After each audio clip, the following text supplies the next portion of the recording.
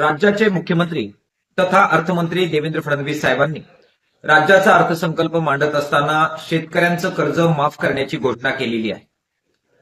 सत्तेवर येण्यापूर्वी शेतकऱ्यांची मतं मागण्यासाठी देवेंद्र फडणवीस साहेब, त्यांची भाजप आणि मित्रपक्षांनी शेतकऱ्यांचा सातबारा आम्ही सत्तेवर आल्यानंतर कोरा कोरा कोरा करू अशा प्रकारचं आश्वासन देऊन मतं मागितलेली होती. खरं तर सत्तेवर आल्यानंतर त्यांनी ते आश्वासन पाळायला हवं होतं. मात्र त्यांना मुख्यमंत्री झाल्यानंतर त्यांच्या ह्या घोषणेचा बराच विसर पडलेला होता. कर्जा माफी करेंगे लेकिन तारीख नहीं बताएंगे या मोडमध्ये ते गेलेले होते. जेव्हा शेतकऱ्यांचं प्रचंड मोठं आंदोलन विदर्भामध्ये झालं, ज्याच्यामध्ये बच्चू कडू, राजू शेट्टी, रविकांत तुपकर, वामनराव चटप, अनेक बाकी नेत्यांसह आम्ही सुद्धा सहभागी झालेलो होतो आणि हजारो शेतकरी त्या आंदोलनात उतरले होते. त्या आंदोलनानंतर जी बैठक झाली त्याच्यामध्ये त्यांना तारीख सांगावी लागली आणि 30 जून 2026च्या आत आम्ही कर्जमाफी करू अशा प्रकारचा शब्द द्यावा लागला. अर्थसंकल्प मांडत असताना त्यानुसार त्यांनी घोषणा केली आणि शेतकऱ्यांच्या कर्जमाफीची जी गाडी आहे ती काही प्रमाणात पुढे गेली. याचं किसान सभेच्या वतीनं आम्ही स्वागत करतो. मात्र असं होत असताना जी भीती आम्ही व्यक्त केलेली होती तशाच प्रकारे अनेक अटी शर्ती या कर्जमाफीमध्ये सुद्धा लावण्यात आलेल्या दिसत आहेत. उदाहरणार्थ, अर्थसंकल्पामध्ये कर्जमाफीची घोषणा करत असताना 2 लाखांच्या आतील कर्ज माफ केलं जाईल अशी घोषणा करण्यात आलेली आहे. मागच्या 2 कर्जमाफींचा अभ्यास आणि अनुभव आपल्या गाठीशी आहे.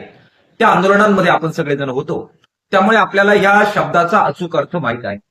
2 लाखाच्या आत कर्ज माफ करणार याचा अर्थ 2 लाखाच्या वर ज्या शेतकऱ्यांचं कर्ज आहे ते या कर्जमाफीचा भाग असू शकणार नाही.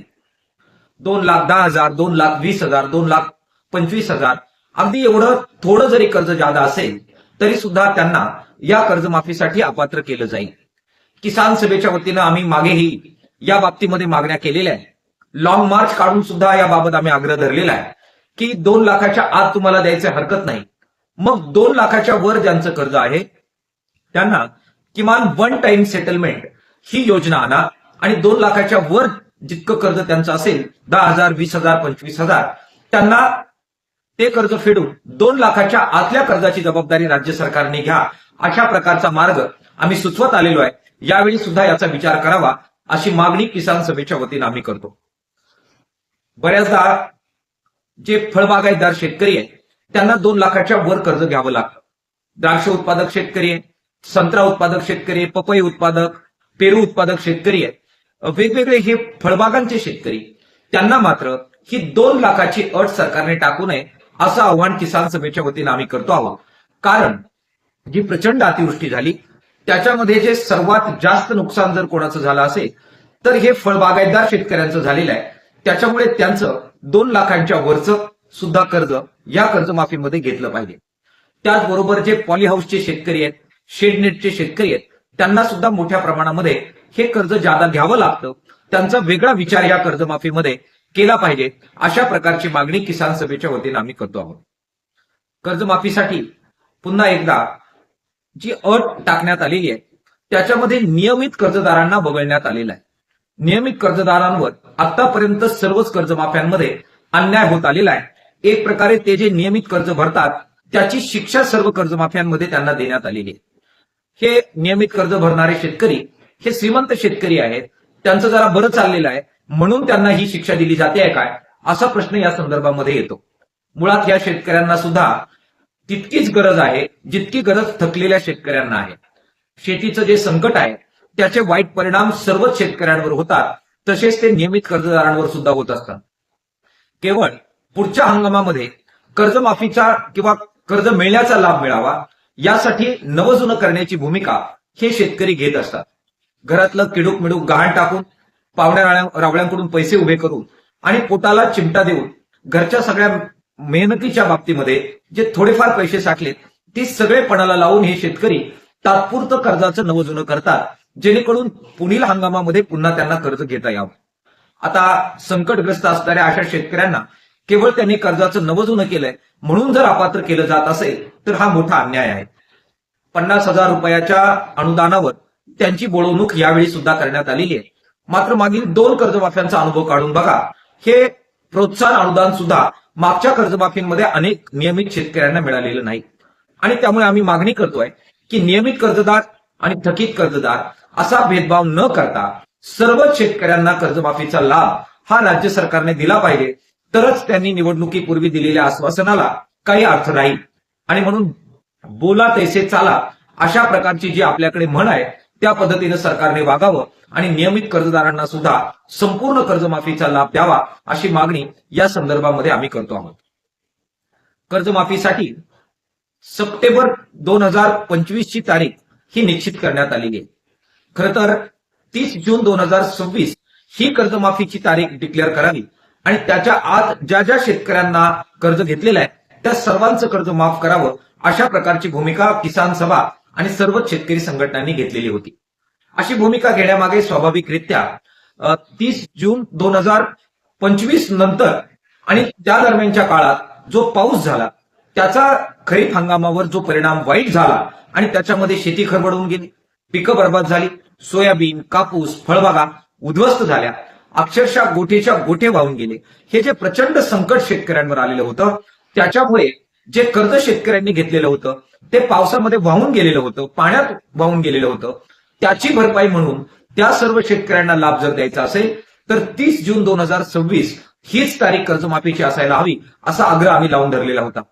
मात्र आता सप्टेंबर 2025 ही तारीख डिक्लेअर केल्यामुळे आम्हाला भीती आहे की अतिवृष्टीमुळे ज्यांचं प्रचंड नुकसान झालं असे शेतकरी कदाचित कर्जमाफीच्या लाभापासून वंचित राहतील.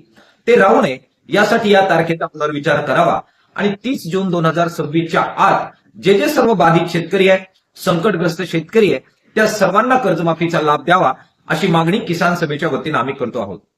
कर्जमाफीची मागणी झाली आणि त्या प्रकारची योजना आली की बऱ्याचदा काही निवडक लोक कर्जमाफीच्या बाबत शेतकऱ्यांना बदनाम करण्यासाठी रणांगणात उतरतात आणि सोशल मीडियाच्या माध्यमातून शेतकऱ्यांच्या ह्या कर्जमाफीच्या बद्दल आकलेचे तारे तोडत असतात. ते म्हणतात की शेतकऱ्यांना किती द्यायचं. मुळात कोणतीही कर्जमाफी ही शेतकऱ्यांना दिलेली माफी नसतेच. वेळोवेळी सरकारच्या वतीनं सर्व देशवासियांना स्वस्तामध्ये अन्न मिळावं यासाठी शेतीमालाच्या भावाबद्दल वारंवार हस्तक्षेप केले जातात. शेतीमालाचे भाव पाडले जातात. मोठ्या प्रमाणामध्ये स्वस्त झालेला शेतीमाल हा परदेशातून आयात करून भाव पाडले जातात. निर्यात बंदी लादून भाव पाडले जातात. वेगवेगळे राजकीय अजेंडे पुढे घेऊन जाण्यासाठी गोवंश बंदीसारखे जे काही गोष्टी केल्या जातात त्यामध्ये हस्तक्षेप करून शेतीमालाचे भाव आणि शेतकऱ्याचं उत्पन्न प्रभावित करणारी धोरणं सरकारकडून घेतली जातात. त्याची भरपाई म्हणून त्या संदर्भात झालेली जी शेतकऱ्यांची लूट असते त्या लुटीची वापसी म्हणून आम्ही कर्जमाफी मागत असतो. नीट जर विचार या संदर्भात केला तर अन्न स्वस्त ठेवण्याची एक प्रकारे किंमत ही सरकार मोजत असतं. अन्न स्वस्तात ज्या लोकांना हवं त्या लोकांसाठी हे दिलेलं अनुदान असतं. शेतकऱ्यांची लूट वापसी म्हणून ही कर्जमाफी असते. ही गोष्ट शेतकऱ्यांच्या या कर्जमाफीबद्दल आपण समजून घेतली पाहिजे आणि म्हणून शेतकऱ्यांची लूट वापसी म्हणून शेतकऱ्यांचा संपूर्ण 7/12 कोरा करा. दिलेला शब्द पाळा. ज्या आधारावर मतं मागितली त्या आधारावर दिलेला शब्द पाळा आणि कोणतीही अटीशर्ती न लावता अगदी 2 एप्रिलला ज्या कर्जमाफीच्या संदर्भातल्या कमिटीचा अहवाल येणार आहे आणि त्या आधारावर सुद्धा परत एकदा पात्र अपात्रतेचा खेळ खेळला जाणार आहे तो खेळ न खेळता संपूर्ण 7/12 शेतकऱ्यांचा कोरा करा. नियमित कर्जदार आणि थकीत कर्जदार असा भेदभाव न करता 30 जून 2026च्या आत सर्व शेतकऱ्यांना कर्ज माफ करत दिलासा द्या अशा प्रकारची मागणी किसान सभा आणि तमाम शेतकऱ्यांच्या वतीनं आम्ही करतोय. शेतकरी पोरांना जो हा व्हिडिओ पाहतायत त्यांना आम्ही आव्हान करतोय की हा व्हिडिओ सर्वदूर पोहोचवा, प्रचंड जागृती करा आणि आपल्या ह्या मागणीसाठी पुन्हा एकदा जेव्हा सगळे लोक आणि सर्व नेते सर्व संघटना रणांगणात उतरतील त्यावेळी या लढ्यामध्ये सहभागी व्हा अशा प्रकारचं आवाहन शेतकरी पोरांना करतो.